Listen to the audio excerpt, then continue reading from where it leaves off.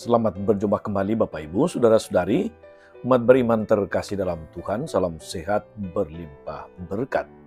Hari Selasa tanggal 11 Maret 2025, saya mengajak kita sekalian merenungkan kutipan Injil Matius bab 6 ayat 7 sampai 15.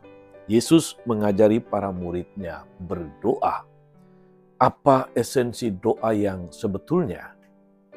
Kita yang akan mendengarkan firman Tuhan hari ini akan merenungkan bahwa doa itu sebetulnya pertama-tama soal relasi dan bukan soal sensasi. Kita mendengarkan sabda Tuhan terlebih dahulu dalam nama Bapa dan Putra dan Roh Kudus. Amin.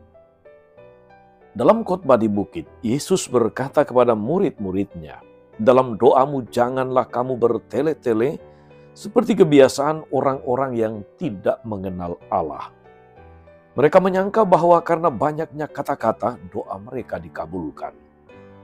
Jadi janganlah kamu seperti mereka, karena Bapamu mengetahui apa yang kamu perlukan, seperti kamu minta kepadanya.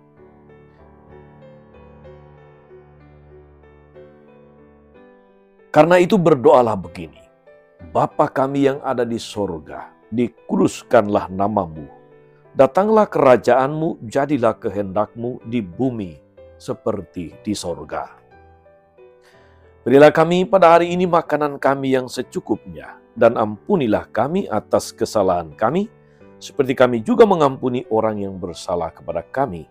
Dan janganlah membawa kami ke dalam pencobaan, tapi lepaskanlah kami daripada yang jahat.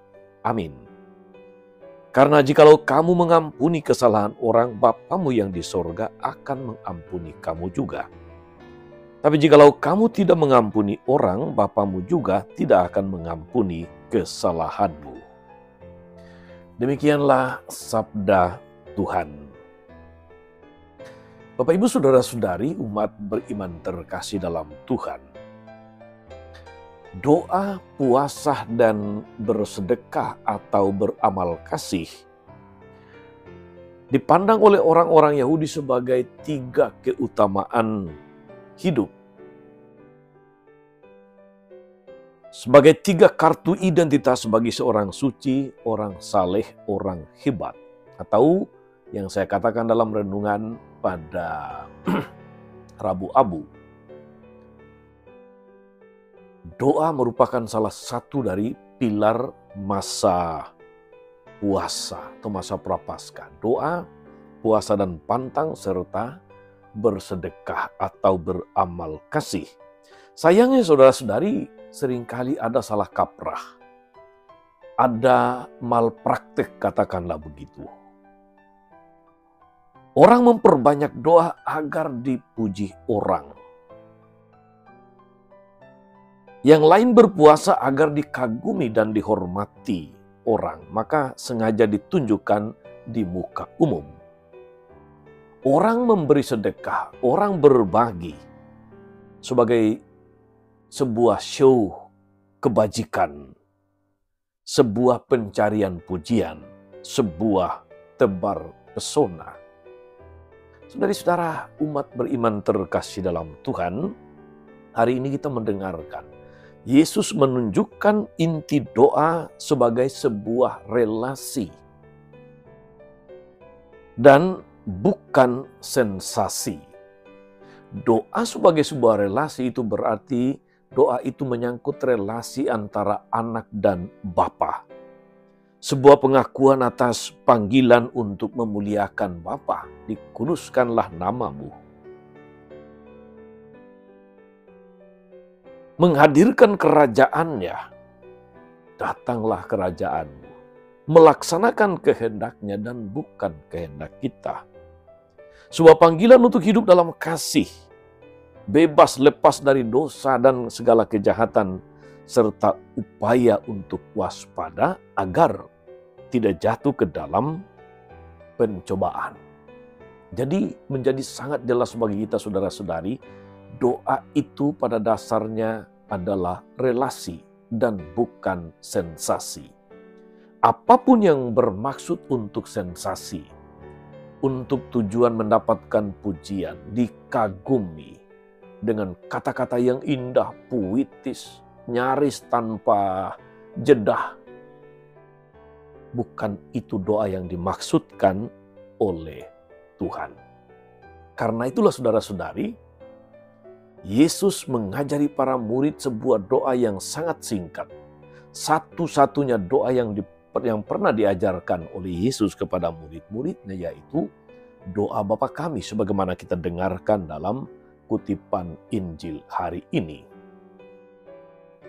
Dalam doa Bapa kami, di sana kita melihat bahwa apa yang diajarkan Yesus itu menyangkut relasi antara anak dan Bapa. Bukan sensasi, bukan kata-kata indah tanpa makna. Bukan karena banyaknya kata lalu kemudian doa menarik hati Tuhan, bukan itu. Sebab doa yang sesungguhnya, doa yang benar itu selalu membangun relasi yang baik dengan Bapa. Relasi yang terbangun antara anak dan Bapa. Lebih dari itu berarti sensasi. Saudari-saudara umat beriman terkasih dalam Tuhan. Ada orang mengatakan bahwa doa gereja Katolik itu bertele-tele. Misalnya doa rosario yang diulang-ulang. Beberapa peristiwa pula. Doa-doa litani, doa-doa novena dan sebagainya. Bukan itu yang dimaksudkan sebagai bertele-tele. Sebab Yesus juga 3 kali berdoa mengulangi permohonan yang sama di Taman Zaitun.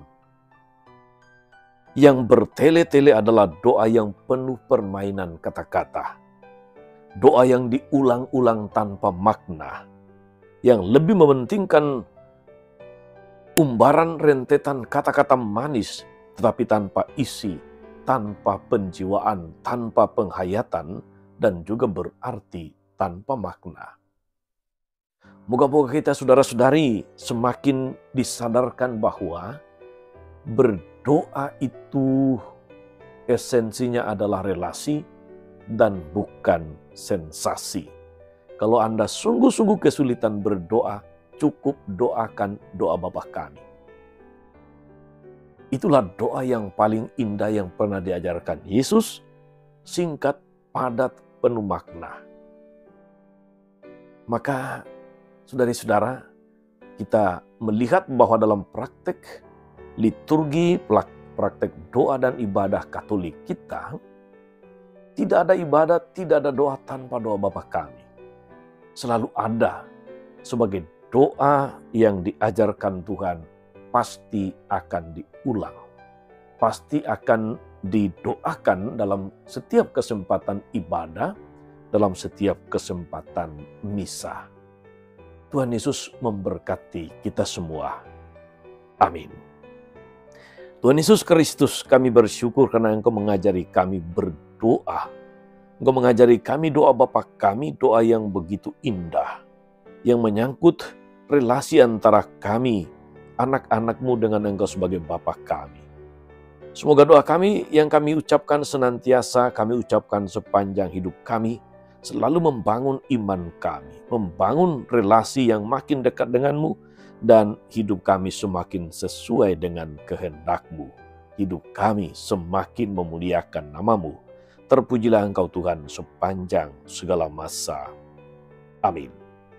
Saudari-saudara sekalian, berkat Allah turun atas saudara-saudari, atas mereka yang kita doakan atau kita janjikan doa, mereka yang sakit dan menderita, segala rencana, karya, dan pelayanan hari ini, Bapa dan Putra dan Roh Kudus. Amin. Tetap sehat, teruslah menjadi berkat.